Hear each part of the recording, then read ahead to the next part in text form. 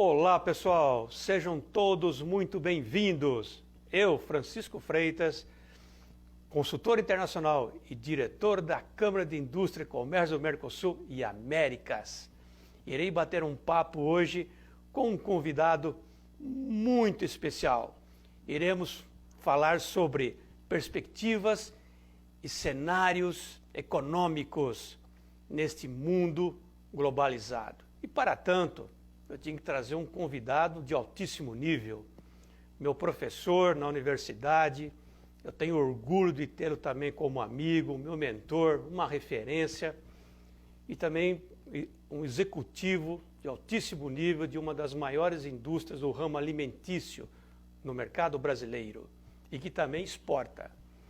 Vamos convidar, então, vamos trazer aqui o nosso convidado.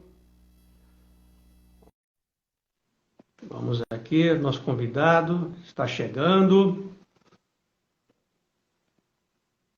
Muito bem, olha lá. Olha o nosso convidado. Francisco, finalmente conseguimos entrar aqui. Seja muito bem-vindo, Carlos Roberto Obrigado. Sete, meu professor, mentor, amigo, conselheiro, né? E é muito importante nesse início, eu faço questão de registrar o quanto eu aprendi com você, Sete. Então é um prazer, uma satisfação imensa tê-lo aqui conosco. E nada, né, um profissional do seu nível para nós falarmos sobre esse tema, cenários e perspectivas econômicas nesse mundo globalizado. Se você me permite, Sete, nesse início, eu já passo a bola para você. Eu quero só relembrar uma passagem nossa no campo profissional, voltando alguns anos atrás, na época de Sebrae. Não sei se a nossa audiência sabe, mas eu tive a oportunidade de trabalhar no Sebrae por mais de uma década. E nós éramos 7 consultores. 7 consultores. Primeiro dia, lembra, Sete? Primeiro dia de Sebrae, falaram para nós, vocês irão ter uma mentoria, uma orientação com um consultor. E quem estava lá? Os 7. Então, os 7 para os 7 consultores. Sete, um prazer imenso. Você sabe né, do meu carinho, do meu respeito por você, por tudo que eu aprendi com você. Acho que é importante deixar isso claro para a nossa audiência. Uma boa parte do que eu sei hoje, né, você como meu professor, e depois nós trabalhamos juntos nas universidades e também em consultorias. E hoje você é um alto executivo, né, diretor executivo da Mesani Alimentos. Então, Sete, dê um alô para a nossa audiência. É importante nós registrarmos que nós estamos também falando para os países do Mercosul através das redes sociais da Câmara de Indústria e Comércio do Mercosul e Américas. Até aproveito para transmitir a você um abraço do nosso presidente, o senhor Miguel Palheta. Sete, a palavra é sua. Muito obrigado pela presença. Ok, boa noite, Francisco, boa noite a todos que nos assistem. Em primeiro lugar, Francisco, obrigado das palavras, a recíproca é verdadeira, e há um ditado antigo que diz que os discípulos serão melhor que os mestres. É o caso. É o caso aí, Francisco. Você, ao longo da sua carreira, revelou muitos talentos que certamente ficaram melhor que os meus, tá bom? Eu agradeço de coração mais uma vez esse convite, né? O segundo encontro que nós fazemos, um foi antes da pandemia, lembra-se? Lembro, nós fizemos Sete. um antes da pandemia. Nós fizemos uma conversa aí a respeito, né? Uma live, justamente Sim. na época da pandemia, né? Do cenário que estava naquele momento. E agora nada mais oportuno, né? Também para falarmos agora sobre essa perspectiva, né, Sete? E é como eu falei para a nossa audiência, nada melhor um profissional do seu gabarito para nós fazermos aí uma leitura, né, com relação a quais as perspectivas para a economia mundial.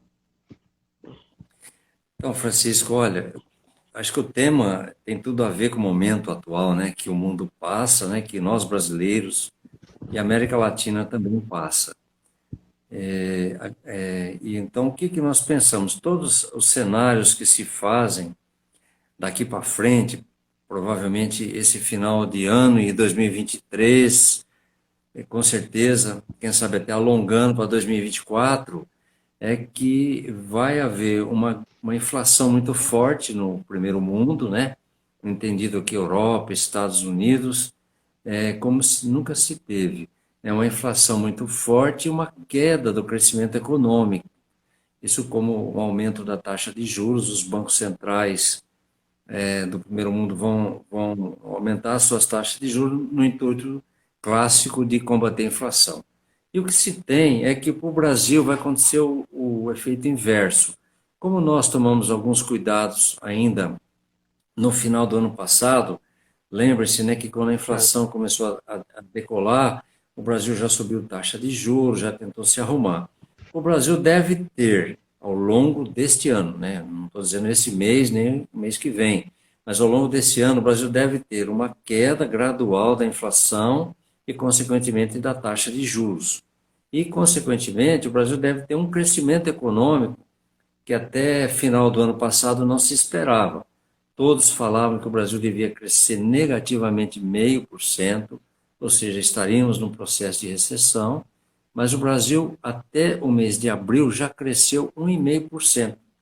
Então, se a gente já cresceu favoravelmente 1,5%, e estamos derrubando o desemprego, né, o Brasil já criou 770 mil empregos novos com carteira assinada este ano. Então, a gente está numa trajetória inversa, os números mostram isso, do que nós tivemos até então, e contrariamente ao primeiro mundo. Esse é o cenário brasileiro. Para a América Latina, existem algumas preocupações, né? Por exemplo, a mudança de poder político na Argentina, no Chile e agora na Colômbia, mas principalmente na Argentina e no Chile, que já faz algum tempo, tem mudado a política econômica daqueles países. E até agora, este ano 2022, essa mudança não agregou valor. A inflação na Argentina é muito alta, crescimento baixo, negativo, o Chile está indo para o mesmo caminho. Então, são as observações que a gente faz. Você pode dizer que é muito cedo, eu também concordo, mas se houve uma mudança econômica, da política econômica, nós temos que tomar muito cuidado com isso. Então, nós, país da América Latina, temos que estar de olho. Uma preocupação para o país exatamente são as eleições de outubro. Essa preocupa no sentido da continuidade de uma política econômica ou da mudança total de uma política econômica, que pode até ser na linha da Argentina e do Chile. Eu me lembro bem, Sete, quando nós conversamos durante a pandemia, aquele cenário que você havia traçado, vamos dizer assim, não que você tenha a bola de cristal, né, isso, mas passaram todo esse período e também como lhe acompanho, as suas entrevistas nos canais de televisão, eu estou sempre aí na sua audiência, então eu estou sempre te acompanhando até para me manter atualizado. E realmente, Sete, as perspectivas que você fez na época, elas se concretizam, né? É claro que com algumas variações, mas eu acho que há um otimismo também, né, Sete, agora de uma melhora. Não sei como que você avalia, ou você ainda acha ainda que é momento de termos ainda bastante, vamos dizer assim, aquela coisa do pé no chão, né? Tá tudo ainda com muito receio, em função até das eleições. Não sei se eu consegui passar, tipo, como que o Brasil, vamos dizer assim, como que o Brasil está se preparando, né, para este cenário, vamos dizer assim. Eu penso, Francisco, que o momento aqui no Brasil é de otimismo. Eu penso que nós temos que ter otimismo porque os dados recentes da economia mostram claramente isso. Alguns deles eu acabei de citar. O país tinha uma pressão inflacionária muito alta, e ainda tem, mas algumas delas, por exemplo, a inflação do alimento já está muito mais resolvida do que estava no ano passado, mas a pressão inflacionária do Brasil é de uma pressão internacional. Quer dizer, a gente está importando uma inflação, né, que vem do mundo inteiro, principalmente em relação a combustíveis, né, em relação à energia. O problema de alimento, como eu disse, está sendo bem encaminhado, mas essa inflação importada vai demorar algum tempo para ela diluir aos poucos. Talvez ela nem se dilua esse ano. Então, o que acontece? O desafio brasileiro nesse momento é que uma inflação tão alta, ela tira o poder aquisitivo das pessoas, né? O salário, o ganho de cada um vale menos, porque a inflação corrói. Isso daí diminui o consumo, e esse assunto pode afetar um pouquinho o crescimento do país. É o que nós chamamos em economia consumo das famílias. Mas isso é um cenário que, a meu ver, eu sou um diretor de empresa, de uma empresa líder de mercado. A maior questão que se coloca hoje são o resultado das eleições. Então, muitos empresários que estavam investindo tiraram o pé, tirou o pé, porque é prudente que se faça isso, a meu ver. Falo aqui como diretor de empresas. Então, aguardando um resultado político, para se saber, como eu disse, para onde vai a política econômica do país, volta-se o investimento, ou não. Mas, atualmente, todo mundo tirou o pé do investimento. Isso significa assim, aquela empresa que quer colocar uma máquina a mais para produzir, ela segurou. Ela não sabe como vai ser a economia pós-eleição. Então, esse é um dado que atrapalha mais do que tudo, acredito eu, essa inflação alta, que corrói o poder aquisitivo e a expectativa que se possa ter da eleição. E é inevitável, né, Sete? Com saindo de uma pandemia, as empresas estão feridas, né? Estão machucadas, muitas empresas. Muitas nem sobreviveram. Consequentemente, É, o bolso do consumidor, e eu acompanhei uma entrevista sua para um canal de televisão que você enfatizou isso, né? Quer dizer, o nível de endividamento vamos dizer assim, das famílias as brasileiras, pessoas, né, das das famílias, pessoas, né, é muito alto, muito grande, né, Sete? E isso, muito alto. e isso, claro, acaba tendo um reflexo, né, na economia. Não sei se eu estou correto, Sete. E, Você está correto, porque o endividamento também se deve que muitas pessoas perderam o emprego, né? Elas perderam emprego nesses 2 anos de pandemia e muitos até estão trabalhando, mas não estão conseguindo trabalhar no mesmo salário, no mesmo ganho que ganhavam antes. Mas a dívida deles já existia. Se o cara tinha um carnê para pagar, a dívida está lá.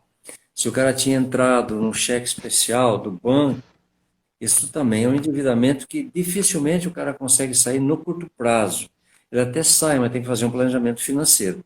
Tudo isso junto, ela endividou, na verdade, os cidadãos.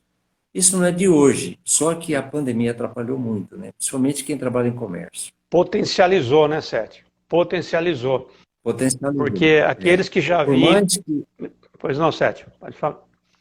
Marcelo, por mais que, a meu ver, o governo brasileiro fez muitas coisas certas, como, por exemplo, ele deu um auxílio emergencial de R$ 600 para as pessoas necessariamente não passarem fome, ele deu para as empresas um empréstimo de curto prazo para as empresas pagarem 70% da folha e não desempregarem pessoas.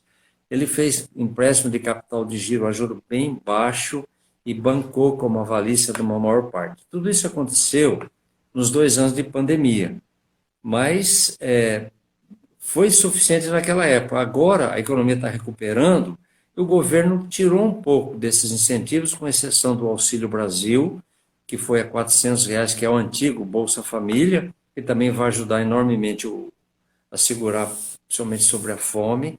E acredito eu que deixou agora por conta das empresas recuperarem. Tem muita empresa recuperando, depende muito do setor, né? Se você pegar alguns setores, eles não tiveram crise na pandemia, como, por exemplo, o setor de alimentos, setor de farmácia, setor de informática. Esse pessoal não teve crise na pandemia, teve consumo, e agora continuam crescendo, né? O pessoal do agronegócio vai muito bem. Então, tem alguns setores pontuais que estão crescendo. Eu acho que a recuperação é lenta, né? Porque para você derrubar um prédio, você implode ele rapidinho. Para você construir de novo, você construir tijolo por tijolo. Eu penso que é isso que está acontecendo na economia brasileira. Eu espero que o resultado da eleição não atrapalhe esse crescimento, ou seja, ganhe quem ganhar, continue fazendo uma política de crescimento. Aí tudo bem. Sete, com base no seu raciocínio, podemos afirmar que os governos eles estão altamente endividados? Os governos estão. O primeiro mundo nunca teve tão endividado, né, em papéis do governo. O governo brasileiro, por conta dos processos de financiamento de empresas e tal da pandemia, ele se endividou um pouco. Porém, também em relação a isso, os números de 2022 mostram que o governo tem diminuído a relação dívida pública e PIB. Ou seja, a participação ou o peso da dívida do governo e das estatais em cima do crescimento do país. Isso está sob controle. Né? Então, mas de novo, é para recuperar de longo prazo. É sempre assim. Ou seja, então, a economia vai passar por final. Só um minutinho. Vai passar por esse final de governo e o próximo governo, que poderá ser esse mesmo, ou que poderá ser um outro, mas que vai ter um desafio de recuperar a economia gradualmente. Não tem milagre. Em economia não há milagre. 2 mais 2 é 4. Não é 5, né? Não tem. Não é 5. Agora, 7. 5 é só na música do, acho que é Roberto Carlos, do Roberto Carlos, né? Roberto Carlos, 2 mais 2 é 5. Então, 7, a leitura que eu faço é que então essa transição global ela pode ser ainda muito mais lenta do que nós imaginamos, vamos dizer assim, né? Porque, ou seja, nesse cenário, vamos dizer, de incertezas, né? Imagina, você até como um alto executivo, né, de uma das maiores indústrias, né, no ramo alimentício, as estratégias, né? Eu me lembro bem, na época, né, que nós, de universidade, até mesmo, né, Sete, ali, definindo os planejamentos estratégicos. Ou seja, num cenário como esse, como definir estratégias? Como você fazer um planejamento, um budget, quer dizer, você faz o quê? Por um mês, 2 meses, 3 meses, 6 meses? Porque é muita incerteza.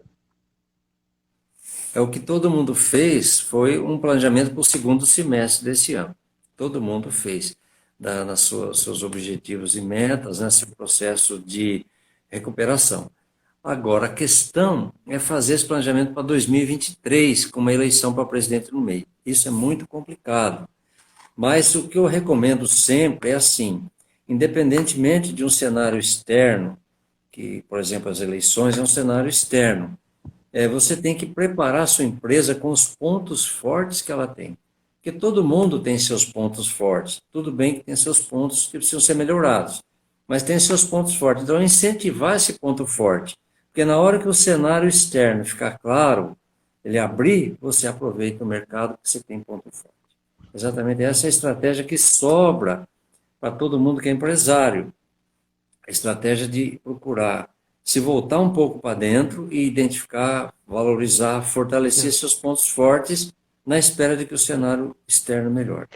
Sete, indo para uma área mais acadêmica, didática, vamos dizer assim, até aproveitando sua larga experiência, nesse cenário, vamos imaginar eu como um diretor de uma grande empresa como a qual você dirige hoje, que é a Mesani Alimentos. Quais seriam então as variáveis determinantes, né, desse ciclo econômico no Brasil e no mundo que eu preciso dar priorizar para tentar amenizar, tentar diminuir a minha taxa de erro, vamos dizer assim, para ser mais assertivo possível? Já que estamos até num cenário de guerra, né, que tem um impacto, isso é inevitável. Quer dizer, eu não sei se a pergunta é que eu sei que você eu sei que é uma pergunta difícil, mas eu sei que você é muito bom, tenho certeza que você vai responder. Olha, eu focalizaria, Francisco, em 3 assuntos nesse cenário nebuloso, né? Temos um cenário nebuloso, não é um cenário de céu de brigadeiro. Exato. É uma pergunta difícil. Boa pergunta. Mas a primeira coisa que eu recomendo é sentar em cima do seu fluxo de caixa. Sentar no seu fluxo de caixa. Não gastar nada além daquilo que você precisa, não tentar inflacionar a vida da sua empresa, porque aí você vai ter sérios problemas. Então, a primeira conta é administrar o seu fluxo de caixa. Segundo, aquele binômio tradicional, com crise ou sem crise, que dá muito certo. Aumentar a sua produtividade e reduzir o seu custo. Se você trabalhar esses 3 pontos, eu acredito que você vai atravessar. Porque, como eu disse há pouco, você vai estar preparado quando o cenário abrir, você identificar e aproveitar as oportunidades. E você tocou num ponto muito interessante, Sete, porque na minha área de comércio internacional, o fluxo de caixa, o empresário, quando ele deseja ingressar no mercado externo, ele pensa inicialmente no processo de exportação. Isso. Mas ele, no primeiro momento, ele não pensa no fluxo de caixa dele, que ele vai ter que produzir aquele produto para exportar, ele vai ter que, enfim, ele vai ter que fazer mudanças na cadeia produtiva, né? Ele tem, e mesmo porque nas primeiras operações ele não tem um lucro, então ele tem que ter um fôlego para suportar esse giro. E o fluxo de caixa é determinante, né? Fundamental. Fundamental. Então, muitas empresas ingressam no mercado internacional, fazem uma operação, 2 operações e param. Por quê? Justamente por causa do fluxo de caixa. É. Então, você, Francisco, todo mundo, né, tem que ter uma estratégia financeira, porque o financeiro é o coração da empresa. E o fluxo de caixa é esse coração. Né? Se um coração vive de entrada de sangue e saída de sangue, se houvesse corte na entrada de sangue, você tem um infarto. Então, o fluxo de caixa, você tem entrada de caixa, saída de caixa. Se você tiver problemas de entrada, você vai ter um problema financeiro na empresa. Agora, Sérgio, parece algo assim que é simples, não parece simples, né? Não, você tem que imaginar. Mas por que muitas empresas, muitos profissionais, ou enfim, eles não pensam nesse primeiro momento, sendo que o fluxo de caixa é rei, não é? Então, que nem, por exemplo, eu vejo muitos planejamentos, por exemplo, desenvolve um planejamento, depois olho para o fluxo de caixa. Não, primeiro eu tenho que olhar para o fluxo para saber se eu tenho capacidade de fazer aquilo no ano 1 ou no ano 2, não é? Então, mas normalmente não é o que acontece, né, Sete? Não é isso? Porque junto com o fluxo de caixa, né, uma empresa bem administrada, ela tem que ter a gestão do seu ponto de equilíbrio, né, que em inglês a gente chama de break-even point. Então, quer dizer, o seu ponto de equilíbrio é aquele ponto onde as receitas, o faturamento é igual à despesa. Ou seja, meu lucro é zero, porém eu pago as minhas contas. Então, a pergunta é o seguinte: qual a receita que você tem que ter para bancar a sua estrutura? Então, esse é um ponto, porque aí você trabalha também seu fluxo de caixa. Porque as vendas caem muito, né, e às vezes sobem, mas caem. E muita gente perdeu muito mercado nessa pandemia e ainda não recuperou. Esses são aqueles que estão com mais dificuldades de fluxo de caixa. Porque perderam a entrada do caixa, que é a venda. Mas saber calcular o ponto de equilíbrio é um ponto fundamental para você saber negociar seu fluxo de caixa. Agora, Sete... Há uma agravante, só um complemento recente, Francisco, há um agravante muito grande, porque os juros subiram muito. O juro da tomada de recursos dos empréstimos subiu muito. Então, aí, quando a pessoa precisa ir ao banco para tomar emprestado ou vai descontar suas duplicatas, ele está pagando um juro mensal muito alto. Né? E isso daí também inviabiliza o seu resultado e o seu fluxo de caixa. Então, os juros altos também empobrecem as empresas e empobrecem as pessoas. Eu normalmente, assim, não digo diariamente, mas com frequência, as pessoas perguntam: Francisco, o dólar irá baixar? Sete. Aí eu passo para você a pergunta: e o dólar? Mantém, sobe, baixa? Como que fica? Olha, a meu ver, então, o dólar, ele não é lógico. Né? Já ficou claro para todos nós que o dólar não é lógico. No Brasil, por incrível que pareça, com essa taxa de juros altos, com essa taxa de juros alto, veio muito capital estrangeiro investir no mercado financeiro brasileiro. Porque, olha, ele entra aqui, vamos dizer, com um dólar, muita gente entrou aqui com um dólar a R$ 5. Então, você vê, já é 5 por 1. Então, ele coloca aqui 100 mil reais, que seria mais ou menos 20 mil euros. Ele coloca R$ 5 ganhando 12% ao ano, que é a taxa Selic, é uma renda fixa. E aí o dólar sobe, como subiu. O dólar está em torno de 5,25, 5,27. Aí ele colocou o dólar a 5, ganhou 12% ao mês e resgata 5,27. Então, veja, é uma vantagem muito grande para o capital estrangeiro que vem no mercado financeiro. Eu quero só ressaltar o seguinte, esse raciocínio que eu acabei de dar, de mercado financeiro, ocorre em todos os países. Você não dá a impressão que pega um gancho político agora e fica falando, não. Na verdade, esse raciocínio em todos os países. Né? Então, tem muita entrada de capital estrangeiro hoje aqui no Brasil para aplicação em bolsa e muita entrada, Francisco, das exportações. Né? As exportações, principalmente de commodities no Brasil, continuam fortes. O dólar 5,25 entra muito recurso. Né? É isso daí que tem equilibrado a balança comercial e, por sua vez, a balança de pagamentos do Brasil. É isso que o endividamento não cresceu. Ou a proporção do endividamento em relação ao produto interno bruto, ele está estável. Mas a questão do dólar, ele não tem lógica. Esse dólar, que hoje está 5 e pouco, ele teve 4,70. Exatamente. Há 3 meses atrás, ele teve a 4,70. Aí a 4,70 era bom para quem importava e ruim para quem exportava. Agora, 5,20, 5,25 é bom para quem exporta e ruim para quem importa, porque a mercadoria ficou cara. E aí você vai ajudar um pouco o comércio interno brasileiro. Mas tudo é um jogo, né? Economia não tem só um lado, assim como contabilidade, que é o débito e o crédito, a economia tem o débito e o crédito dela. Então nunca acontece por acaso, sempre tem uma contrapartida em tudo. Em economia, sim. E a subida do dólar, ela não é necessariamente uma coisa que dá para você prever. É uma coisa que dá para estimar com base no movimento de mercado internacional e entrada de capitais. Nós estamos tendo uma aula de economia, com certeza, né, Sete? Tá bom. Realmente é uma Sim, aula e tenho certeza que a nossa audiência também está gostando bastante e volto a afirmar que essa live ficará gravada, irá também para a TV Mercosul e para os países aqui vizinho Brasil. Então, nesse raciocínio, Sete, falando um pouquinho então Espero desse... estar agregando algum valor.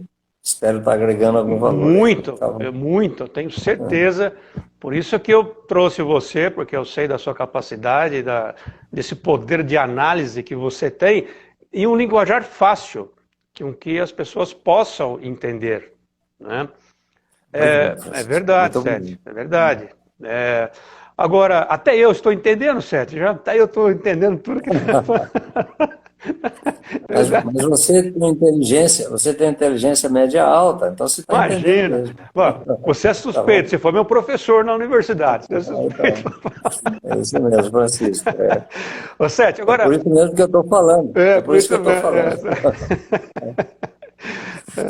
Agora, Sete, indo para essa, vamos dizer assim, análise global, né, da economia, vamos dizer assim, mundial, em termos de análise, os indicadores assim, que poderia apontar por uma nova crise mundial, uma crise internacional, ou nós já estamos, ou ainda é possível ter alguns indicadores que possam sinalizar uma crise internacional? Porque eu entendo que nós já estamos vivendo, né? Porque todos os países, né, estão endividados, todos os países estão em dificuldades. Não sei se eu estou correto nessa análise. Você está correto. Então, Francisco, olha, a crise veio forte com a pandemia, né? A pandemia foi uma crise de saúde, né? Mas que globalizou. Você viu como que foi um desastre essa questão da pandemia para o mundo inteiro, o número de mortes, as ações de prevenção que todo mundo saiu correndo atrás. Então, nós tivemos uma crise de saúde por 2 anos, que, de alguma maneira, afundou bastante a economia brasileira, vamos dizer, a economia mundial, inclusive a brasileira e da América Latina, como vamos dizer assim. Em seguida veio uma guerra entre Rússia e Ucrânia, que afetou o mundo inteiro, mas sobretudo afetou a Europa, por causa da questão de energia do gás, do petróleo, né, fertilizantes, que a Rússia é a maior produtora mundial. Então afetou. Isso tudo aumentou a crise. Então tem sim uma crise, uma grande parte da inflação mundial que está fazendo a taxa de juros subir, e toda vez que você faz a taxa de juros subir, você provoca recessão na economia, é porque os fatores de produção retraem com a taxa de juros alta. Então, isso daí acontecendo, você gera, de alguma maneira, além da inflação, e para combater a inflação, juros, você gera uma recessão mundial. Não tem como. Ou um baixo crescimento. Isso é o que está sendo esperado para esse final de ano, Francisco. E quem sabe ao longo do 2023. Com base, então, Sete, nesse raciocínio, em termos das moedas, isso é até uma dúvida, até como profissional na área de mercado internacional, eu vou aproveitar essa oportunidade até para fazer essa pergunta. Com essa crise cambial, vamos dizer assim, posso dizer dessa forma, né? Quais as moedas que estariam mais expostas? Tem As alguma... moedas que estariam mais expostas são dos países em vias de desenvolvimento, as moedas mais expostas. Então, por exemplo, as moedas brasileiras, da América Latina como um todo, de parte da antiga cortina de ferro da Rússia, pessoal que não tem muito poder de negociação. O que salva muito o Brasil, e o nosso real está desvalorizado 5,20 por 1, o que salva muito o nosso Brasil é que nós temos uma reserva cambial de 300 bilhões de dólares. Então, só não há um ataque especulativo maior em cima do Brasil, porque o Brasil tem caixa. A verdade é que o Brasil tem caixa em dólar. 300 bilhões de dólares. 300 bilhões de dólares. Poxa, É muito. Eu não sabia disso. É muito, sim, é o que faz a reserva cambial brasileira. Então, isso foi criado lá atrás, né? E isso começou no último governo Fernando Henrique, depois no primeiro mandato do Lula, se reforçou todo esse caixa. Isso dá uma força muito grande e evita que o risco do país aumente. Mas não tem como. O poder de fogo das moedas dos países em vias de desenvolvimento, e eles não estão só aqui na América Latina, é muito pouco o poder de fogo. Então aí as moedas fortes ganham, né? Não só o dólar, mas o euro, a libra inglesa, ela sobe muito forte, o ien japonês, isso tudo é uma relação desproporcional de negociação e de comércio. Só para explicar para a nossa audiência, nós estamos fazendo uma análise, nós começamos fazendo uma análise do mercado brasileiro, agora nós estamos dando um foco numa análise global desse mundo globalizado, para que a nossa audiência possa entender, né, porque nós estamos somente falando do mercado brasileiro, mas também agora da economia mundial. Sete, indo nessa linha, em relação à China, que é o maior mercado fornecedor, e você sabe da minha relação com o mercado chinês, tive a oportunidade de residir por 2 anos na China, muitos dos nossos negócios estão atrelados com a China. Eles realmente ditam as regras? A China ainda é o país mais comprador. O país mais comprador do mundo é a China, mais exportador também. Você vê que nós temos produtos chineses no mundo inteiro. O Brasil, eles entram muito fácil aqui no Brasil e concorrem com a produção nacional. Isso é uma realidade. Mas a China ainda é o país que mais compra, porém, também está num processo de menor crescimento econômico. A China, que se esperava que crescia 10, 12, passou a crescer 8, 9. Esse ano, se crescer 5 ou 6, está bom demais o tamanho da China. Então, quer dizer, o comércio com ela vai diminuir por razões de recessão mundial. Mesmo assim, ela vai continuar a maior compradora. Ela é a maior compradora. Tá? E ela é o segundo PIB mundial, né? Ela só está atrás dos Estados Unidos em termos de PIB, né? E é à frente do Japão. Quer dizer, ela acabou nos últimos 3 anos passando o Japão em termos de PIB. Para você ter uma noção de como que a China produz para o seu mercado interno e para as suas exportações.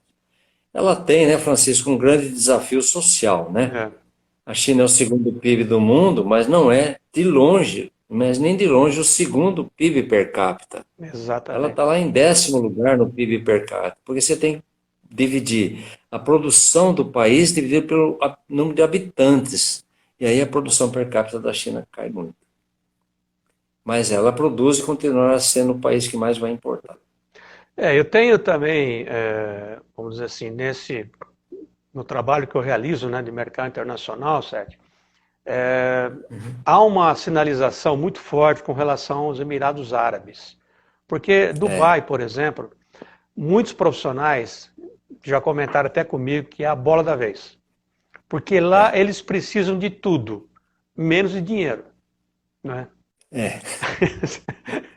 Não sei, O que eles têm de sobra é o não dinheiro, é verdade? pela exportação do petróleo, né? Não Pela é? exportação. Então você Sim. acredita, Sete, que Dubai já é, né, vamos dizer assim, mas será uma grande força, vamos dizer assim, em termos econômicos. Por que eu falo isso? Existem alguns empresários em Campinas que estão indo para Dubai abrir suas empresas lá para montar uma distribuidora lá em Dubai. Né? E aí, É. Foi a mesma estratégia que a China adotou, né? não é, Sérgio? A Então, mesma estratégia. e aí se nós chegarmos aqui, vamos dizer assim, aqui, né, mais aqui próximo de nós, aqui do Brasil, o caso do Paraguai. Sérgio, você sabe também, muitos empresários brasileiros vão para o Paraguai É, porque lá é imposto único. A é, Austrália, eu tive oportunidade, você sabe, lá estive por um tempo também. A Austrália é imposto único. Né? Então, é aquela análise que nós fazemos sempre. Né? O Brasil, se ele fosse, vamos dizer, entre aspas, né, bem administrado, se ele fosse, né, porque, Sete, com tudo que esse país apanha, né, com tudo que ele sofre, ele aguenta, está firme e rapidamente se recupera. Se deixar o brasileiro trabalhar, se deixar o brasileiro. é. Pô, ninguém segura esse país, Sete. Também concordo com você, ninguém segura mesmo. Só que, veja bem, esse governo tentou, e o próximo governo, seja a continuidade desse ou não, vai ter que passar a reforma tributária. É uma reforma que incomoda muito. Esse governo passou a reforma trabalhista, que trouxe, a meu ver, bastante ganhos para os dois lados, para o empregador e para o colaborador, trouxe muitas coisas interessantes. Mas tem que passar a reforma administrativa, sim, mas a reforma tributária. E há um projeto, na verdade, uma proposta que está andando no Congresso, que é exatamente essa questão, Francisco, de transformar em imposto único no Brasil. É um projeto para transformar em imposto, porque aí você iguala, né, na verdade, as condições com o resto do mundo. Sete, quantos Então, impostos tem no precisa Brasil? passar. Mais de 300? Oi? Quantos Como? impostos Não entendi? existem? Quantos Ah, impostos? tem um Mais de monte. 300? Eu não tenho noção de quanto tem. Hoje, mas hoje eu vi o impostômetro. Hoje, por acaso, hoje, 14 horas, 14h30 da tarde, na minha empresa, eu abri o impostômetro.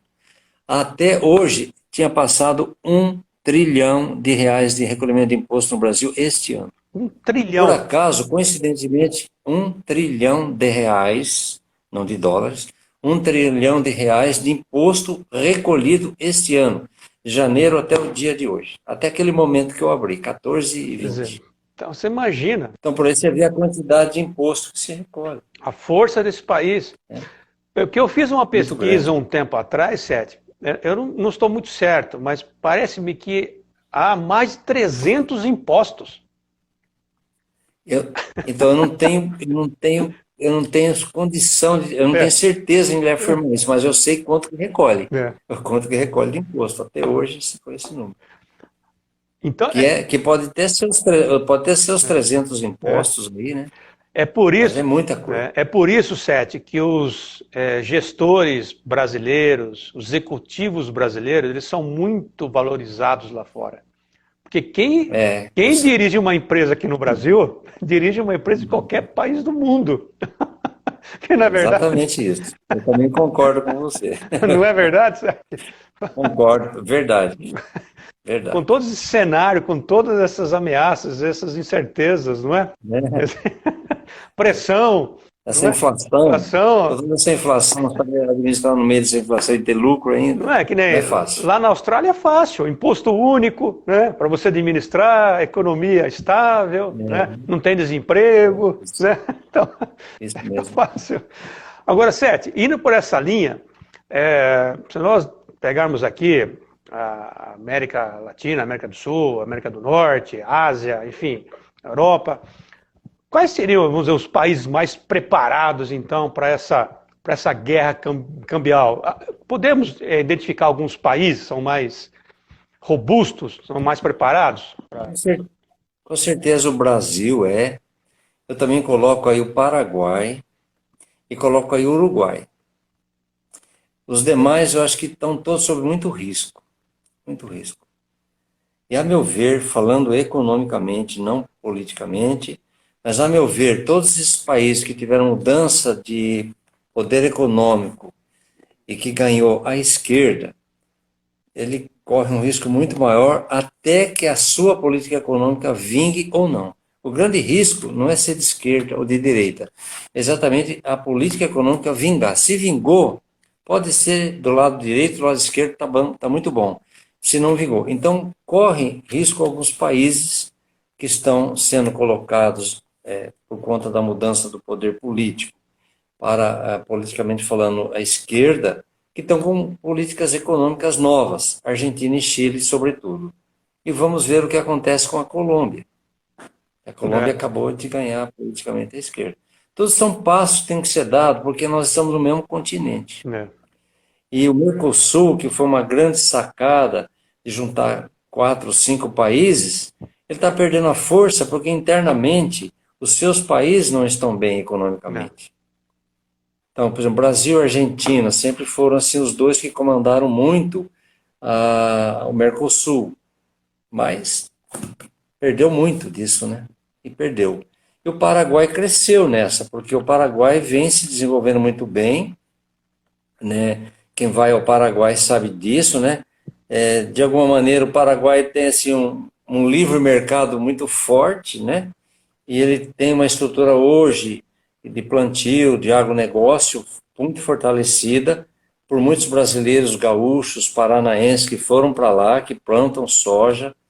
Esse meio de distribuição que você colocou, tem muitas distribuidoras paraguaias fortes, algumas na mão de brasileiros, né? Então, eu penso que o Paraguai é uma... E o Uruguai é sempre muito tranquilo, né? O Uruguai é um país pequeno, com aproximadamente 3 milhões de habitantes, é um país que é muito tranquilo para ser administrado e pouca crise tem. Ô, Sete, uma alternativa interessante seria mudar para Portugal? Eu sei que você tem, né, uma relação forte com Portugal, Com Portugal. que você tem Olha, lá o seu filho, né, que está lá. acho que o meu Acho que seu filho que filho está está lá lá, em Portugal. Francisco, então, mas converso muito com ele, ele já está há algum tempo lá, trabalha na área de marketing, né? É, Ele trabalha na área de marketing, então ele está bem inserido no é, mercado. A vantagem da Europa é que ela é estável, tirando essa crise que está vindo aí e vai vir forte por conta da inflação mundial, tudo que ele já explicou, ela é estável. Então lá você ganha e guarda, porque a inflação não come. Qualquer país da Europa, Portugal também. Portugal, eu diria que é o primo pobre da Europa, né? O Portugal teve muitos problemas, foi o último a ser incluído na União Europeia. O fato de ter incluído na União Europeia alavancou muito Portugal, né? Mas tem país, é o primo pobre, tem país que vai até melhor que Portugal. Por quê? Porque a economia é estável, de alguma maneira lá você produz e cresce. Essa é a grande verdade.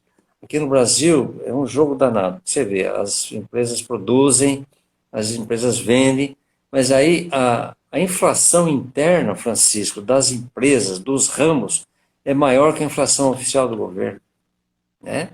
A inflação do governo é 10, a inflação das empresas às vezes é 13, 14, 15 do ramo dela,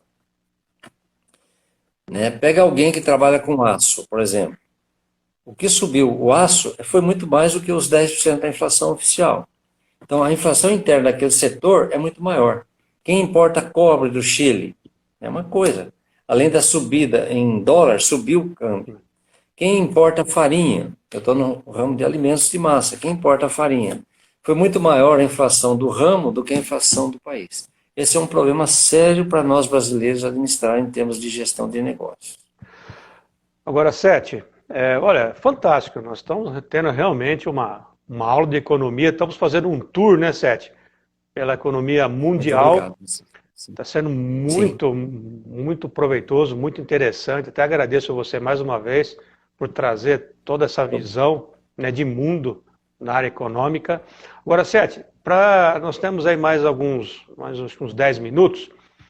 Então, eu tá. gostaria de deixar você à vontade para, né, de repente, deixar uma mensagem, né, até para que a nossa audiência, né, também possa, de repente, no seu dia a dia, né, porque eu acho importante também, fizemos essa análise mundial, mas importante também nós temos uma visão de um profissional do seu nível, né, de como, né, realmente, daqui para frente, né, mantermos aí os nossos controles e, enfim, como até empreendedores, que o brasileiro, você sabe, é um país do empreendedorismo, né, Sete?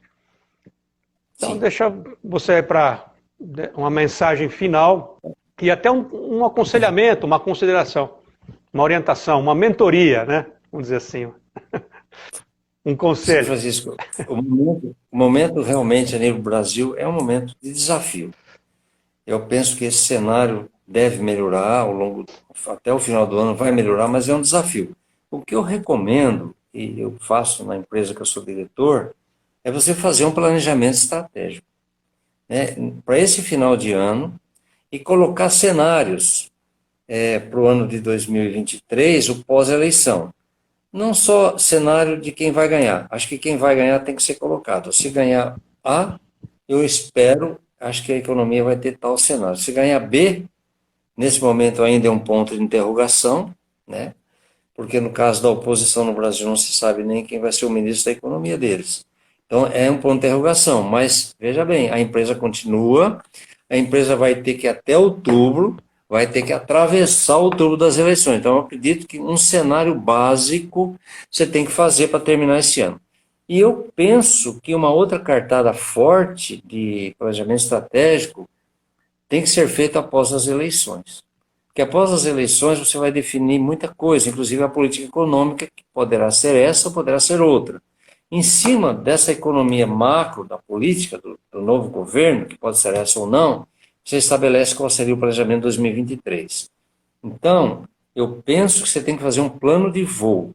É quando você pega um avião, e você de São Paulo, e você quer ir para Buenos Aires, você quer ir para Santiago do Chile, você quer ir para Montevidéu, você quer ir para Assunção, você faz um plano de voo. Você fala assim, bom, eu vou sair com o avião daqui, vou descer tal hora em Buenos Aires, por exemplo. Como é que está o tempo lá? Como é que está o aeroporto lá? Eu vou enfrentar chuvas e trovoadas daqui em Buenos Aires ou vou ter céu de brigadeiro? Aqui, velocidade, eu vou com o meu avião, aqui, altitude, eu tenho que voar. E quais os recursos que o meu avião tem, caso eu precise de uma emergência. É exatamente isso que você tem que fazer com a empresa. O avião é sua empresa. Quais os pontos fortes que ele tem para atravessar e chegar até o final de 2022, que é Buenos Aires, e até 2023, que poderá ser Montevidéu, mas qual o cenário que você tem para atravessar, mas qual avião que você tem. O cenário pode estar céu de brigadeiro e você não ter avião para ir. Você pode ter avião para ir, o cenário pode estar céu nebuloso, mas você tem que fazer um plano de voo, você tem. Isso que eu recomendo para todas as empresas, todos os empresários que estejam nos assistindo. É fazer o seu planejamento estratégico para até o final do ano, no Brasil, pós-eleição, para frente. Os outros países, né, que estão nos assistindo, verificar o poder político que assumiu o governo, quais as linhas de pensamento macro que ele tem e adaptar a sua empresa no sentido de aproveitar as oportunidades, independentemente de ser esquerda ou direita. A meu ver, é isso. E aí, Porque o grande desafio, Francisco, é perpetuar as nossas empresas. perpetuar. Não é fácil perpetuar as empresas. A empresa a qual você dirige, ela já tem 70 anos, Sete? 76 anos. 76 anos. E você já está lá, acho que há 12 anos, né? Acho que é 12 anos. Lá, 12 anos, indo olha, para 13. eu lembro que porque quando nós gravamos, você estava com uma década na Mesane. Então, faz uns 2 anos, 3 anos, né? Os 2 anos com a pandemia, né? A gente não teve mais possibilidade de fazer gravação nenhuma, né? De usar mídia, né? Então, por isso. E até naquela gravação, não sei se você recorda, Sete, nós enfatizamos bastante esse movimento, né? Porque normalmente as pessoas acreditam que uma transformação, você dirigir uma empresa em 6 meses, né? Lembra que nós até abordamos isso na nossa entrevista? Em 6 meses você consegue mudar todo um planejamento. Quer dizer, você está lá já há 12, você levou pelo menos uma década para reposicionar a Mesane como uma das maiores no segmento. Então, sim. Eu imagino. E quantos planos econômicos? Para ser líder, né? Quantos planos econômicos? Então, e não é fácil você realmente se posicionar e ser líder. Não. E depois que você é líder, muda um pouco, porque quando você não é líder, você faz benchmarking com quem está na frente e procura saber quais são as oportunidades de ultrapassar. Quando você está na liderança, você tem que fechar a porta para não ser ultrapassado. Isso é igual a corrida de Fórmula 1. Então, você tem que estar muito mais na frente. Mas uma coisa é certa, viu, Francisco? É melhor você olhar pelo retrovisor do que você ser o retrovisor.